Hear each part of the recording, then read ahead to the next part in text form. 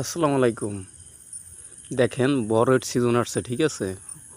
অনেক ফুল ধরছে, পুরো টোটাল বড়ই বাগানে অনেক ফুল ধরছে, দেখছেন?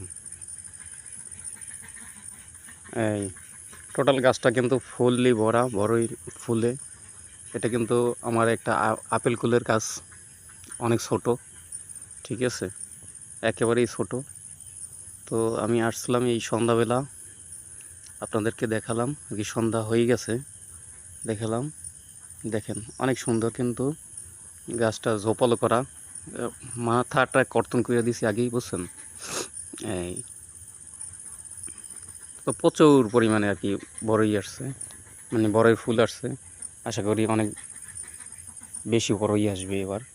গত বছর কম আসছিল। টোটাল গাছটাই একে বড়ই ফুলে ভরা, ছোট ছোট গুটিও আসছে। এখন কিন্তু এইখানে একটা সমস্যা আছে, এই পাতায় কিন্তু মানে রোগ আক্রান্ত হয়েছে এবং পোকা ধরছে, ঠিক আছে? তো এর জন্য আমরা কীটনাশক ব্যবহার করব, না হয় কিন্তু মানে আশাবাঞ্জকভাবে আমরা ফলন পাবো না, বড়ইয়ের ফলন, ঠিক আছে?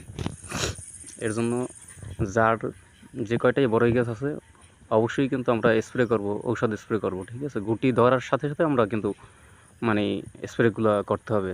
দুবার গুটি ধরার পরে দুইবার স্প্রে করব। স্প্রে করলে আশা করি আর মানে রোগ আক্রান্ত হবে না, ঠিক আছে?